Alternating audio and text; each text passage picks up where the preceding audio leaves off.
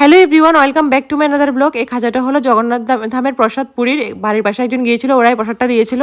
আর কচুর ফুলটা বাড়ির বাসার একজন দিদিকে বলা হয়েছিল তুলে এনে দিতে, তো তুলে এনে দিয়েছে, অনেকটাই তুলে এনে দিয়েছে, আমি খাবো তাই। এখানে মা তালে বড়াও ভেজে নিয়েছে। আজকে জন্মাষ্টমীর জন্যই অষ্টমীতে এখানে সবাই তালে বড়াটা খায় আর কি। পুজো টুজো দেবো না, কিন্তু আমরা মানে ঘরের পুজো এমনিতে দেবো, তো এমনিতে খাওয়ার জন্য তালে বড়াটা করেছিল। এখানে বাবাকে একটু তালে বড়া দিয়ে দিলাম, আর উঠতে গিয়ে একটু সিঁড়িতে পড়ে যেতে লাগছিলাম স্লিপ কেটে।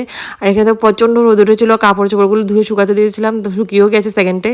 আর দাঁড়াতে পারছিলাম, হাতের উপর প্রিয়াও এসেছে, অনেকদিন পরে প্রিয়ার সাথে দেখা হয়েছিল, ওকে একটু তালের বড়া দিয়ে দিলাম। আর এখানে বিকালবেলা একটু চাল কুমড়ো পাতা ছিঁচ্ছিলাম, ইলিশ শুটকি বড়া বানাবো, কিন্তু বড়া আর বানাইনি রাত্রেবেলা, কারণ যেহেতু পুজো বলেছি, জন্মাষ্টমীর পুজো আছে, তার জন্য পাশের বাড়িতে নিমন্ত্রণ ছিল, ওখানে গিয়েছিলাম। এখানে আসার পর চা আর বিস্কিট দিয়ে দিল।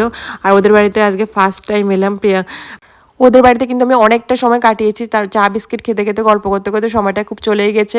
আর এখানে দেখো ওরা আবার এগ রোল দিয়ে দিয়েছে খাওয়ার জন্য, আর এগ রোলটা খেয়ে তো একদম জায়গা নেই প্রসাদ খাওয়ার, ভাত তো দূরের কথা। আর এখানে দেখো যে পাশের বাড়িতে গিয়েছিলাম, ওদেরও পাশের বাড়িতে পুজো হয়ে গেছে, জন্মাষ্টমী প্রসাদ দিয়ে দিলে, ওটাই খাচ্ছিলাম। সুজিটা কিন্তু খুব টেস্টি হয়েছিল। এখানে পুরো দুধটা ঘন করে তারপর সুজিটা বানায়, দারুণ লাগে কিন্তু সুজিটা খেতে। এখানে পুজো হচ্ছে, তারপর আমি আরেকটা পাশের বাড়িতে চলে গেলাম, ওখানে কীর্তন হচ্ছিল। আর ওদের গোপাল ঠাকুরকে খুব সুন্দর করে সাজিয়েছে, ঠাকুর আসনটাকে খুব সুন্দর করে সাজিয়েছে ফুলের মালা টুনি লাইট দিয়ে। প্রসাদ নিয়ে বাড়ি চলে এলাম দুই বাড়ি থেকে। একটা দেখো টুকটুকে লাল পেঁপে খেলাম ফার্স্ট টাইম। Bye bye.